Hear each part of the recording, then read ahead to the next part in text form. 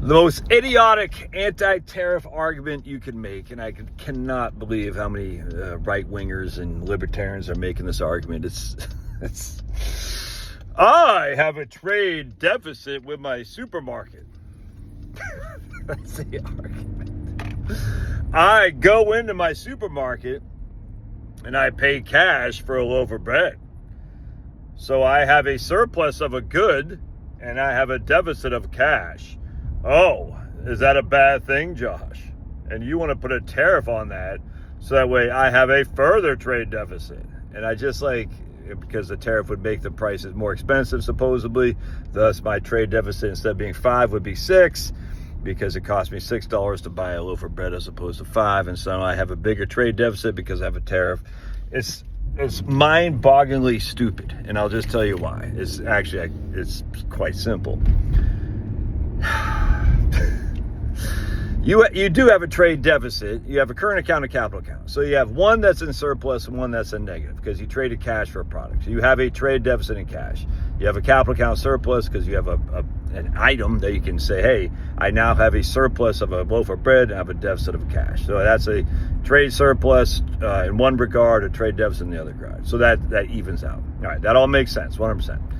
Well, the difference between relying on your supermarket for a loaf of bread and what we're dealing with in the United States is, what if that supermarket says, you know something, if you want to buy that loaf of bread, you have to do this, that, and the other. You have to get JAT, for instance. You have to give away your national sovereignty.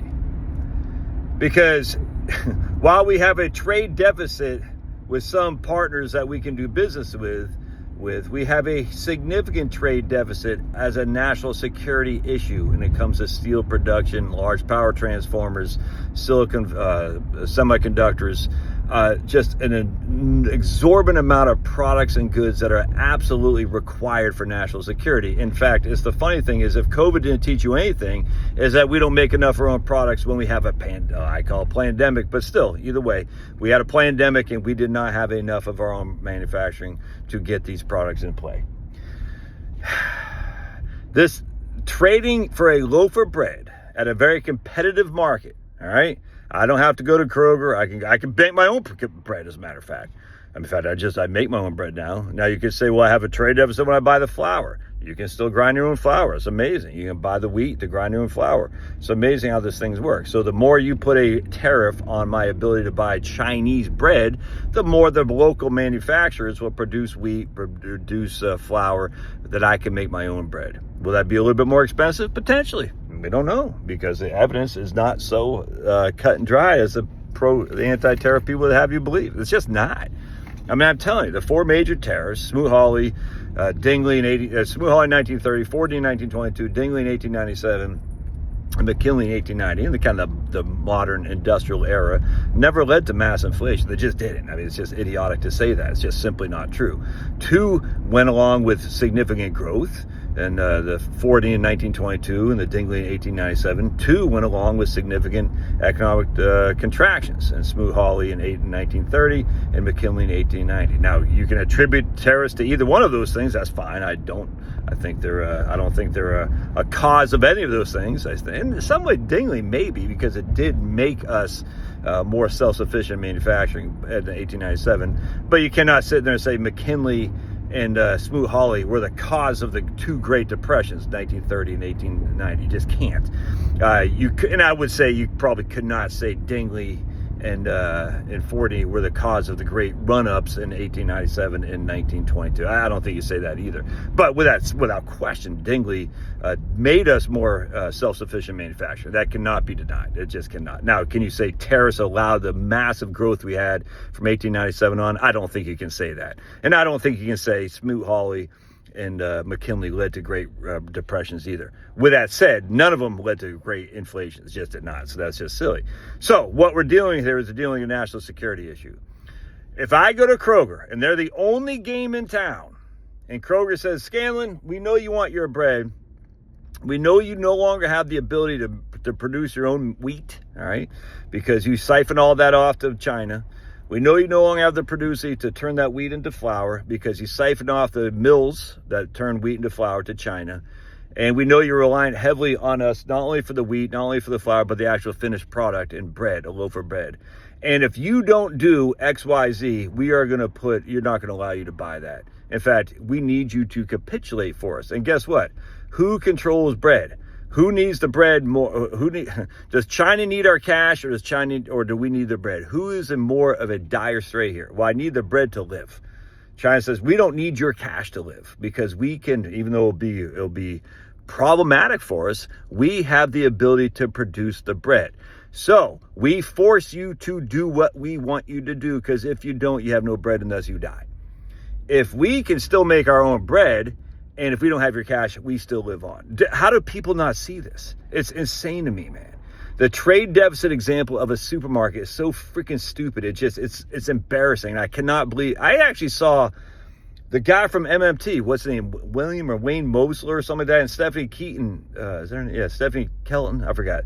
These MMT advocates said things along these same lines. I was like, this is the most inane, and I'm not necessarily a negative MMT. I think there's some value in MMT. But with that said, they were posting something along these lines too. I said, this is just insane. It's insane. China can get along without us in terms of their ability to be self-sufficient better than we can get along without them if we continue to allow this to happen. What's happening is we've siphoned off all of our domestic production and industrialization. Not all of it. We still make weapons. We still make planes. We still have oil and gas rigs. I get that. But China has basically taken over. They become the world's manufacturing plant. And as such, we are so heavily reliant on them for the things we need to run our modern economy. How can people not see this? It's crazy to me. And just another example would be what happened in Germany after they freaking said, no, we're not going to use Russian natural gas. Do you know what's happening to the price of German electricity now?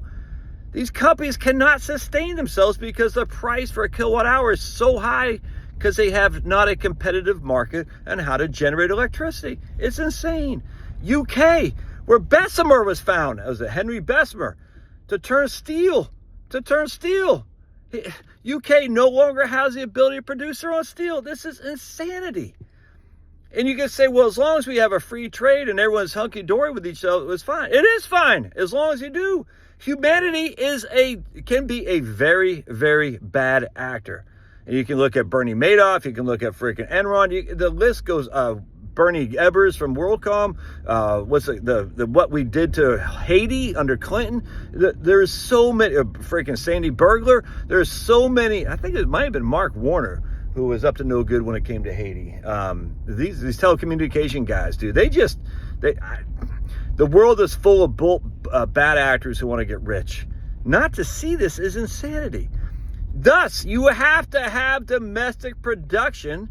Now, we're never going to go back to textiles. It's idiotic, these people, too, to say, oh, so you want us to be able to make underwear again. No, that's never going to happen again. We're never going to do textiles the way we once did. And frankly, we probably should not want to. Why? Well, because we can wear our same underwear. We can actually buy underwear from China or Vietnam or the Philippines or something like that. That's not a life or death scenario. Large power transformers, shipbuilding, semiconductors, these are life and death scenarios. Now, we're not quite the breadbasket of the world like a Ukraine was in terms of the ability to produce food, but we are still very adept at making our own food. Now, again, it might cost more if we eliminate the competition from foreign products. I just went to a local grass-fed beef place here in Ball Ground, Georgia. Yesterday, bought some raw milk, and I drank it because it's so good for you, and I just died because I drank raw milk. I bought some grass-fed beef. It's a lot more expensive than the imports. I will grant you 100%.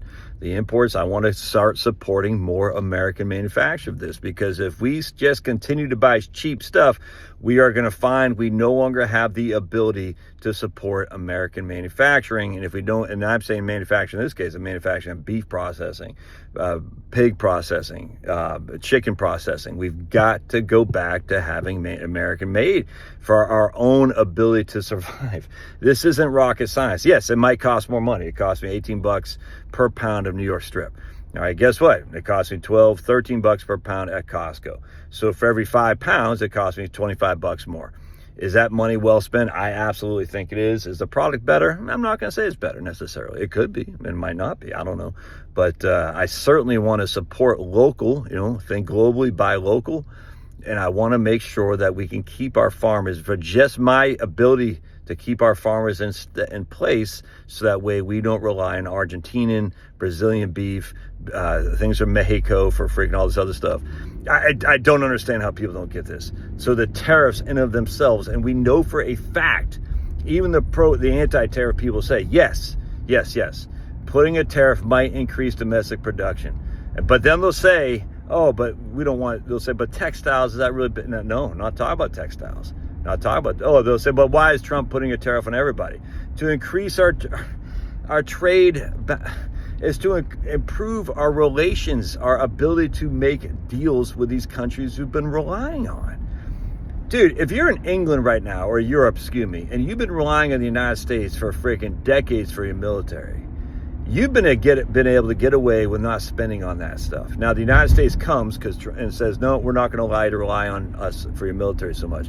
You're in a world of hurt now, because you don't have the financial capacity to increase your military without taking a hit someplace else. That's what happens on an over-reliance on a country that you thought you had good relations with. Oh, but Trump is starting to batter. No, Europe has been taking advantage of us for decades. About damn time they freaking pay their full share. And so Trump version 2 is recognizing that. If you come overly reliant on somebody and they got you by the kahunas, at some point that somebody might change tacks. And when they do, guess what? You're up the creek without a paddle. And we don't want to be up the creek without a paddle. We want to be in controlling of the boats that go up the creek. That way we can say we're getting out of this creek, because we have the ability to control this now. And we just simply do not in the United States. It's a national security issue. It's not about having a trade deficit with a local supermarket. God bless. Love your thoughts. Smash that like button.